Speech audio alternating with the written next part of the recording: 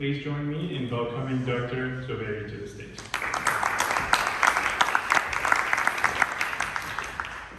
Thank you very much for this warm introduction. Sorry that I'm giving this speech in English, by the way. When it comes to technical presentation, it's really challenging for me to translate. Actually, I don't know half of the words in Farsi, so it becomes more challenging to do in Farsi than in English, so I apologize in advance. Yeah, but thank you so much for inviting me here. Thank you, Bahram and others, for communicating with me to bring me here. It's such a pleasure to come here today and talk a little bit about what we do at the University of Washington, but also maybe my own perspective on AI and aerospace. So hopefully this is going to work. Yes, so a short background about myself. I graduated from University of Tehran in 2001, civil engineering, following the footsteps of my dad and my brother. Then I moved to Canada in 2002, University of British Columbia, Vancouver, Canada, 2.5 hours north of here, where I met my wife 1 month into my arrival. Between 2002 to 2010, I got my master's and a PhD in structural engineering.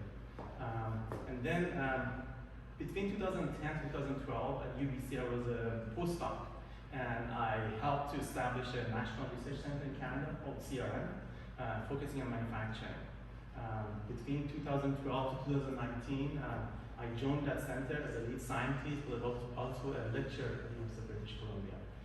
During that 7 years, I worked probably with more than 150 companies, ranging from big companies like Boeing and Bombardier Aerospace to Ford and Honda in automotive, all the way to small bike manufacturers and hot tub manufacturers, actually. In some cases, companies were making rides for Disney. I helped all of those companies to overcome the manufacturing problems. In 2019, I moved to UW as an assistant professor. I haven't officially announced an associate professor, hopefully soon. But I focused solely on aerospace. Two main reasons, my own interest in aerospace, but also proximity to lots of aerospace manufacturers here, and especially Boeing, where I have had a very close relationship with Boeing for the past 10 years. Fun fact about me, the first ever word I said, according to my dad, was dog, hot. And I ended up loving to cook. I even published a cookbook with my wife and my mother and my mother-in-law family in the kitchen. And it's interesting because I use the principles of heat transfer in my everyday professional life. So everything all is connected. So my research group at UW, we are working on 3 pillars of research: smart testing, smart manufacturing, and smart engineering. And we're basically merging traditional approaches in engineering science with new AI and machine learning approaches. You can see a picture of my beautiful research group, including Amir, my PhD student, who's sitting here in our recent visit to Boeing factory. And we work with quite a few entities, in addition to Boeing, Lockheed Martin, Air Force, NASA, so on and so forth. I don't have too much technical content here. I have one slide to show you that machine learning and AI in science and engineering perhaps is a bit different than AI for text and image analysis. So there have been several terms that have been coined. Scientific machine learning is one of those, but people may refer to them as physics-informed machine learning, physics-inspired machine learning, theory-guided AI. But typically it's something like this. We have data from 3 sources: simulation data and experimental data. And in addition to these 2, there are some governing equations. High level, these are differential equations on the basis of mass conservation, momentum conservation, energy conservation. But beyond that, there's some high-level correlation we have learned from centuries of empirical research, like non-dimensional numbers and heat transfer and fluid mechanics are prime examples of those. And these are like representing some relationship between parameters affecting the outcome. So we use all of these data in building machine learning models in science and engineering applications. Given that data is very difficult to generate, both experimentally and numerically, typically we treat the data before conducting any machine learning. People typically remove noise and outliers from the data. And depending on how much data you have, if you have a lot of data, you can do deterministic machine learning. You can fit surrogate models, like neural network. Outcome outcome is that you will have real-time, fast predictive models. Or you can do probabilistic machine learning. These are like Bayesian type, for example, Gaussian process regression type models. Once you build this, they help you to quantify uncertainty, and then they help you to step-by-step get to the optimized location. So it's just one technical slide I have, just say that the flavor of machine learning in science and engineering is a bit different than other models. The second question is that why do we need to use machine learning in the first place? We have all of these tools, 50 years of finite element simulations. I mean, these are all on solid mathematical foundation. Why do we need another tool? To answer that, let me start with a very simple example, which I promise you in the next slide it will be making an aircraft. But if you've seen chocolatiers that they take melted chocolate on the surface and they start spreading it on the surface, what they're trying to do is to control the cooling rate of the chocolate. If they achieve a very precise cooling rate, the cocoa butter chocolate crystallizes into very special crystal forms. That's the trick of making good chocolate. If those crystals are formed, the end result chocolate has a shiny surface. When you snap it, it has a very satisfactory sound. Most importantly, it has a very precise melting temperature, 1 degree below our body temperature. So if you take a piece of chocolate, put it in your mouth, close your mouth and think for a second, it doesn't melt right away. It resists and then slowly melts away. And that adds a luxurious experience of eating chocolate. So that's the performance. So this tetrahedral, it's at the core, basically it's the cornerstone of material science engineering, mastering this tetrahedral. How do I change the process parameter such that I get desirable properties at the end? Instead there are too many knobs. Making a cake is a similar thing. How do you combine flour with egg or with water? What percentage? What are the steps? There are too many knobs, right? And our brain is designed to only see 3 axes. So anything goes beyond 3 dimensions, you cannot see how when I change these knobs, the end result gets better or worse. That's where machine learning comes into play, because these are algorithms that can see correlations in high-dimensional data, especially the flavors that can work in small data sets. So how is it related to making an aircraft? To make an aircraft, we are trying to use a very specific material now called thermoplastic composites. To make an aircraft, use robotic arms that they take these materials and layer by layer, they put them on a tool. During that process, they melt the material, and if you are careful in controlling the cooling rate of the material crystallizes into very special crystal form. And if you achieve that, the end result would be something which is strong, resistant to chemical and the temperature and all the other solvents. And then we will have performance in aviation. So the same tetrahedral, and we are trying to master this tetrahedral. It's so important to understand this tetrahedral that we actually named human eras after that. We have Stone Age and Bronze Age and Iron Age, all because we mastered one specific material. Now we have Silicon Age and Composite Age, and we've seen the semiconductor industry example. So it's all about, can I take a material and transform it to a final shape? Okay, so taking on this idea, people said, how can we use machine learning to speed up this process? And this is one example which my colleague at UBC have done. I have to explain to you what's happening here, but it's a robotic platform, and it tries to go through that tetrahedral very fast. In this case, it takes 2 polymers, it mixes them, it spin coats them on a surface, it measures a property, and then it adds to a database of composition processing property. It's linked to a Gaussian process regression model that creates a surrogate surface as the data comes in, and guides the robot to what test to do next. And then basically slowly guide the robot to arrive at an optimized solution, discovering a new material. So this is one of the hot areas of material science engineering at the moment, to discover new materials using autonomous bets and also probabilistic machine learning. This might work for like liquids. To make this happen for aircraft is very challenging. So I'll show you 2 examples we have done at the University of Washington to basically speed this up for aerospace industry. And this is a setup where we have a microscope. Under the microscope, there's a heating and cooling stage. And the microscope can control the temperature. So it controls the temperature and melts the material and looks at the crystal formation. There is this is a convolutional neural network that does object detection and image segmentation, identifies the crystals and see how fast they're growing. It feeds this into the next machine learning model, the probabilistic machine learning. And again, it's real time, it starts building the surface that if I change the temperature like this is the type of crystals I'm going to get, and it guides the microscope to design the next step. So it goes into this loop to discover how to make this material more efficiently.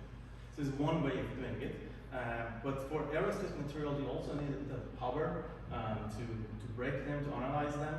And this is another project we have done at UW to use much larger robots to automate the same process. So this is a KUKA robot that can lift up to 75 kilos, so it's a relatively large robot. And I explain to you what's happening here. So it takes, yes, first home position. I don't know why the sound is not either working again, but that's fine. It picks up a sample.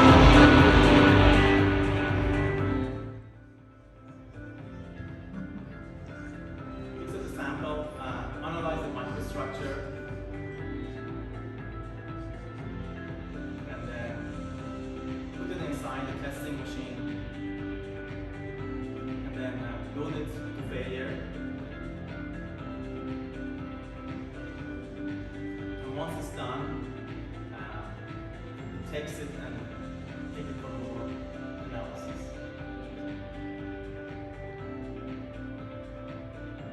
And all of this data is fed into a probabilistic machine learning framework where it analyzes the same way I showed in the previous step, and the robot slowly becomes self-aware to design its own next experiments.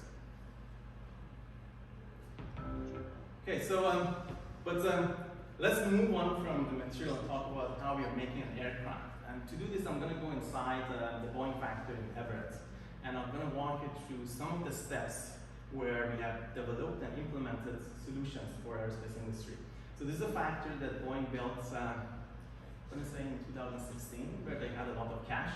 So they spent $1 billion in that year to establish almost fully autonomous factory. And this factory does one thing, it builds the wing of Boeing 777X, which is a composite wing.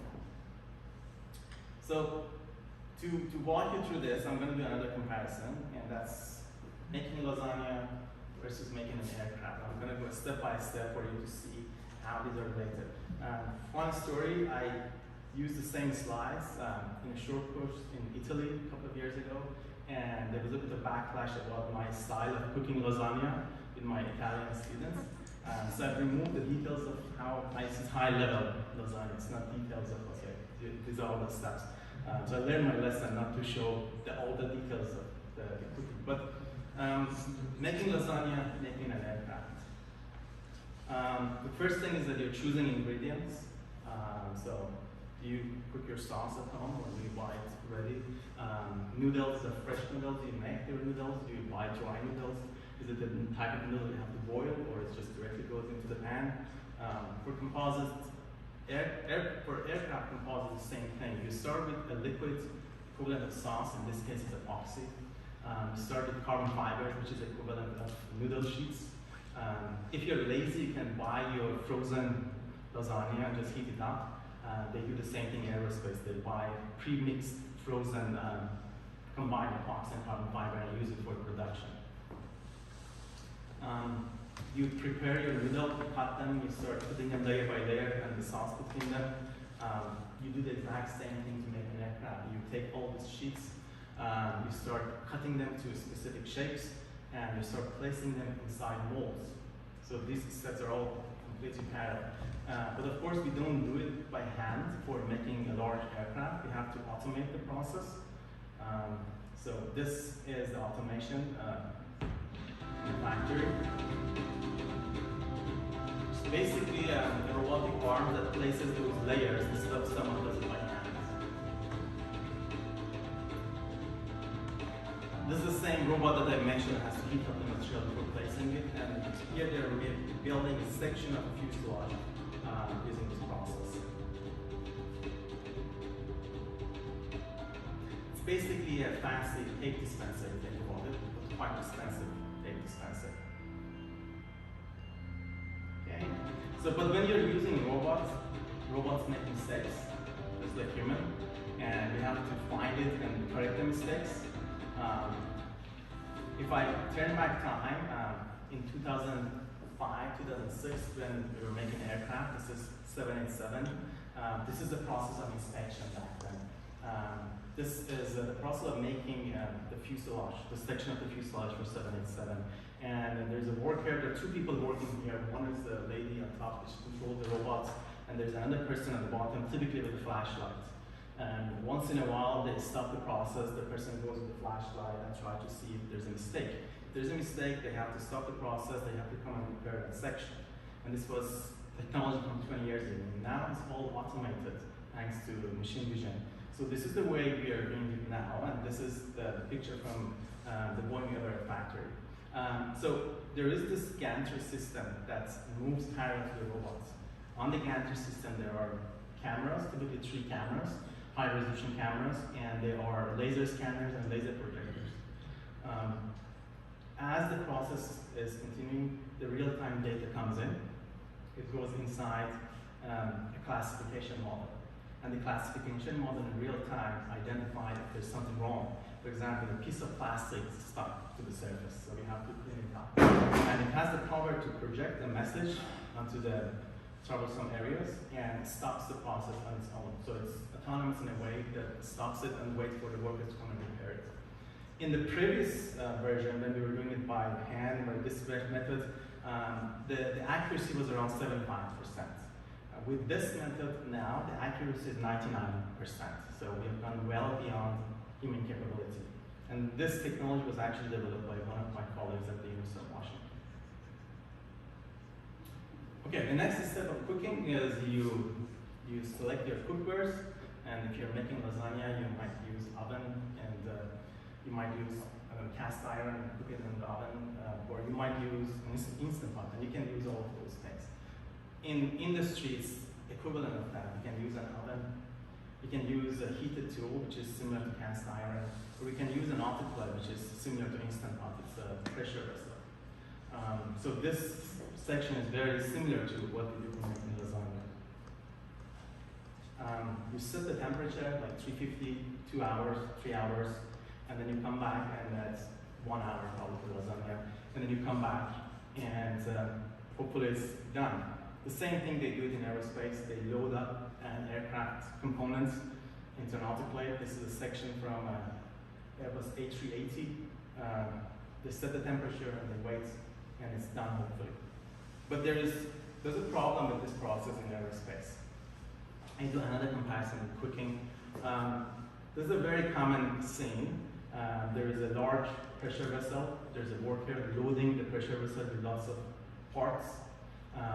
This is equivalent of, let's say it's Thanksgiving, and you have lots of guests coming. You have to cook your turkey, your lasagna, several pizzas, roasted vegetables, desserts, everything in your tiny oven. You have 2-3 hours. You don't want to babysit this. You want to go and talk to your guests.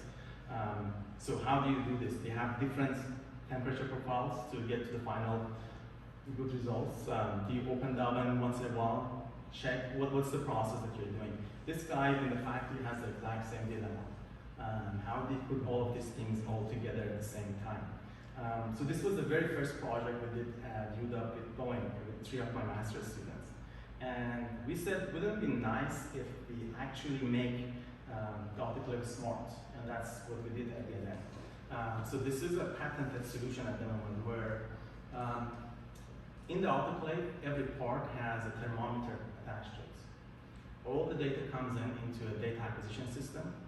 And this is just a graphic neural network. There are actually multiple neural networks. But the data gets analyzed by several neural networks. And they do a couple of things. First of all, they predict 2 hours from now what's going to happen to all these parts. Are they going to be cooked properly, undercooked, overcooked? And then automatically in real time, it adjusts the temperature of the autoclave. and it guarantees that all the parts are cooked to the same perfection in minimum time. And it communicates that back with the multiplay controller, and it goes into a loop of self-optimizing the process. Okay, moving on. The next step is you cut the lasagna, and inspection is eating the lasagna. In the aerospace industry, they basically do machining, trimming, cutting, and inspection is ultrasound inspection, which is a very similar technology to what you do for baby ultrasound. So I did this for my wife and my son. This is the exact same equipment that people use in the aerospace industry to do ultrasound inspection. So this is the process of doing ultrasound inspection. I'll tell you where the machine learning comes next. This is also from the one factor in evidence.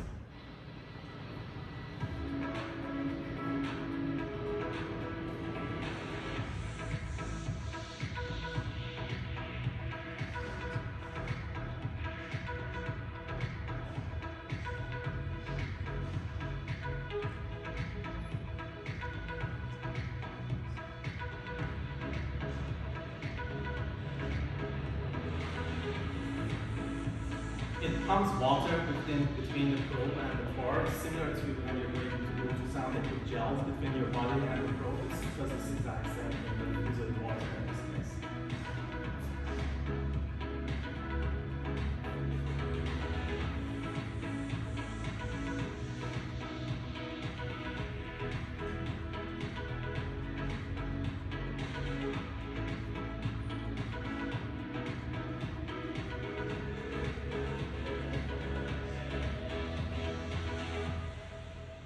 Okay, so now the data comes in. How do we know if the part is okay or not okay? So that's the next step, basically. This is a picture of how the data comes in, either in graphs or like color patterns. There was a competition in my department a couple of months ago where Boeing brought lots of these images, and we divided the students into 3 people groups. And they competed a couple of days to come up with classification models to detect defects in these images. And it was quite successful. So you can do it in quite a different ways, but it used to be done by eyes, by human eyes, workers going one by one looking at images, finding defects, and now it's been replaced by neural networks that can do it much, much faster. And finally, we get to assembly. Everything is done, everything is machined, and bring everything, and we have to glue them together, we have to bond them together, and typically nothing fits. This is quite common. This is one example. If you look at the wing box on the left, there are 2 flat sheets, and there are 2 U-shaped spars. That makes the wing box, and inside the wing box we store gas. That's the gas tank for an aircraft as well. They are made in different areas of factory, maybe even in different countries.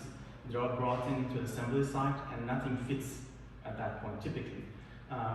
So how do we fix this? The process is to assemble everything, measure all the gaps with laser, disassemble everything, build inserts for all the gaps, assemble everything again with inserts. And this process takes 2 weeks for every aircraft, which is millions of dollars waste for fixing this problem. This is the solution that my colleagues developed at UW. This is actually a cartoon of my colleague, Kritika. I have a picture of him at the end. She's another assistant professor in my department. So basically the way they developed the technology was to create laser sensors that when the parts are coming out of the factory, they do a sparse sensing on specific areas. They filter the noise, so they had a very fancy algorithm, mathematical algorithm to how to filter the noise. And then compare the data with the data set from all the previous productions in the factory. And from there, they could predict what type of insert has to be produced. Up front, without doing the first assembly, they would tell the worker, these are the inserts you have to build it, and then do the assembly. So it basically cuts the assembly time by half. According to Boeing, this saved them millions of dollars last year alone. Shows you where machine learning is used properly, it has huge benefits. A bit about engineering tasks as well. When you are making an aircraft, there are hundreds, thousands of engineers working together with different backgrounds. people who know aerodynamics, they do competition fluid mechanics simulations. People who know the structure, they do structural analysis. Manufacturing engineers, test engineers, crash simulation engineers. And typically they all have their own loops of trial and error. They sit in front of the computer, or they go into the lab, they work with something that doesn't work properly, and then they try different things. It's that high dimensional response survey they don't know how to navigate, basically. And then when they get together, they don't even understand the language of each other, so they go into a bigger loop. So this becomes years of production for years of development for every new aircraft.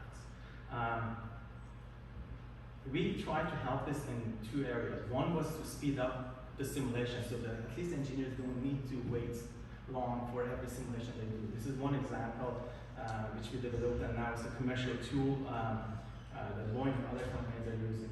So when you're doing, for example, curing an autoclave, you have to simulate this process that takes hours or days for every simulation. You replace this with sort of like a mix of simulation and machine learning. So for the parts that is a repeated task, the simulation, the machine learning actually speeds up the simulation. Practically, you go from several hours of simulation to 2 seconds of simulation, which is nice. At least at the end of the day, it doesn't solve the problem of that iteration and trial and error that engineers have to do.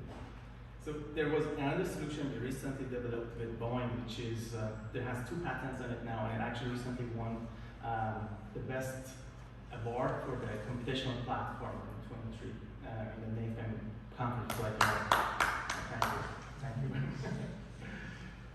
Boeing paid for it, so it's probably there. But basically, this is the platform. There is a probabilistic machine learning framework, and the data from all the engineers comes into it, from the simulation, from tests, all the iterations. And similar to the robot, guiding the robot that I showed you, this platform guides the engineers. So it tells one engineer, okay, this is the simulation you have to do, but it has also the capability of doing the simulation itself. It tells the engineers this is a test you have to do, but it can also communicate with that robot to do the test itself. And so practically it replaces all the thinking that engineers have to do. They basically take, they will be in charge of just controlling the process. It is probably going to replace a lot of engineering jobs, but the way I think I look at it is that the nature of the job is going to change. We still need engineers, that I was going to show you. It doesn't replace engineering innovation, but it will replace those repetitive tasks, mundane tasks that engineers have to repeat over and over and over again. A bit of talk about large language models. There have been a lot of discussions, non-aerospace. Aerospace is also the same thing, they're following the trends. Part of this has been implemented already, part of it is what's going to happen in the future. So if you have a large language model like ChatGPT, you can fine-tune it by introducing it with more data that you have. So you can specialize it in your own data. If you introduce historical data from all the previous designs and manufacturing that these companies have done with a large language model, it would be extremely useful. Or other aspect, there are documents for regulations, and all these engineers have to look at 1,000 pages of regulation documents and then look at their job and then come up with a report. If you can introduce all those regulation documents to chatbots, it will be a huge help. Part of it that has been done now is taking these large language models and take these regulation models, fine-tune them, and let the engineers work with those specialized chatbots, which understand FAA regulations. Part of it that hasn't been done, and there's a reason for it, I'm going to say, is to take all the historical data from previous generations, fine-tune ChatGPT type large language models, and then use them in several areas. One of the areas in aftermarket. I'll explain to you what is aftermarket. People think making an aircraft is where these companies make money. It's not actually. It's when they bring back the aircraft for repair or for change of purpose, that's where they make most of the money. That's aftermarket. So that's a much bigger market than selling the aircraft originally. So typically there's all of this aircraft and there's workers going around it and they have to repair parts of it. And they check their documents, they go back to the computers, they identify what they have done 10 years ago, and then they order a tool, and then someone goes and brings the tool and they repair that site. The idea is that all those engineers now would communicate on site with the large language model, and they identify the solution together, and that model can then call an autonomous delivery box that bring the tool to the area. That part is also has been done. Airbus has implemented something like that. This part of training a large language model on historical data has not been done, and the reason is there's a lot of IP attached to this data. So it's unlikely that they will take an open source or another company's solution like Google or ChatGPT and fine-tune based on that. That would never happen actually. This data would never leave a company like Boeing. The solution they have in mind is to take open source large language models and then train their own chatbots internally, which is going to take a long time. So that's the discussion at the moment. There's also the same solution that I mentioned for repairing. It's quite like controlling all the vehicles around an aircraft for service. That also can be done using the same large language model platforms. There's also an idea that where else we can use this technology. I want to talk a bit about the generative AI because there's also lots of talk about what can be designed new aircrafts with AI. A couple of months ago, I asked ChatGPT, DALL-E 2, version 2 at that time, show me an electric passenger aircraft flying through clouds in the future. Okay, so this is a picture it showed me. As a person who's familiar with this topic, I can see a lot of good things in the design, which show that it's doing its job. So one of the things is that I told you that the wing is the gas tank. If we can eliminate gas, we can make the wings much thinner, and the aircraft becomes much better in aerodynamics and fuel basic efficiency. So the wings becomes thinner. So I asked for an electric aircraft. What it showed me is an aircraft with very thin wings, which is a correct thing. Then we can move the engines to the back of the aircraft because that's more efficient. It doesn't need to be close to the wing itself. That's also correct. So there are two correct things for this so far.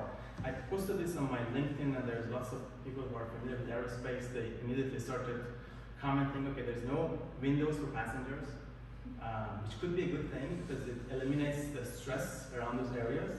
It's still a good thing.